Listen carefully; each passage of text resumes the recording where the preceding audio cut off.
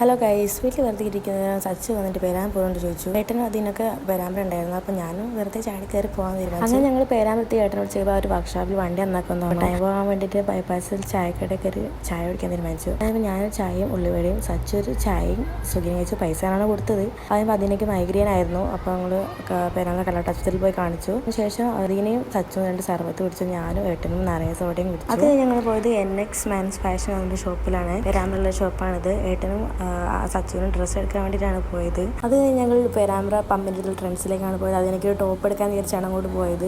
അങ്ങനെ അതും വാങ്ങി. ഓണത്തിന് ഓഫർ ഉള്ളതുകൊണ്ട് 199 രണ്ട് ഫോഗിൻ്റെ സ്പ്രേയും വാങ്ങി. അത് ഞങ്ങൾ നേരെ പോയത് മാർക്കറ്റിലേക്കാണ്. മീൻ വാങ്ങാൻ വേണ്ടിയിട്ടാണ് പോയത്. മീനും വാങ്ങി. പിന്നെ നൈറ്റ് ആയതുകൊണ്ട് വീണ്ടും ഞങ്ങൾ ചായ കുടിക്കാൻ കയറി. ചായൻ്റെ കൂടെ ഞാനും ഇതിനും ഓരോ മുട്ട വീതം കഴിച്ചു. അവിടുത്തെ ചായൻ്റെ പൈസ ഏട്ടനാണ് കൊടുത്തത്. അതൊക്കെ ഞങ്ങൾ തമാശയൊക്കെ പറഞ്ഞ് കുറേ ചിരിച്ചു. അങ്ങനെ ഞങ്ങൾ 2 വണ്ടിക്കായി വീട്ടിലേക്ക് പോയി. വീട്ടിലെത്തിച്ച് മൊസംബി ജ്യൂസ് അതിനടിച്ചിട്ടുണ്ട്, അതും കുടിച്ചു. ദിവസം കഴിഞ്ഞു ഗൈസ്, ബൈ.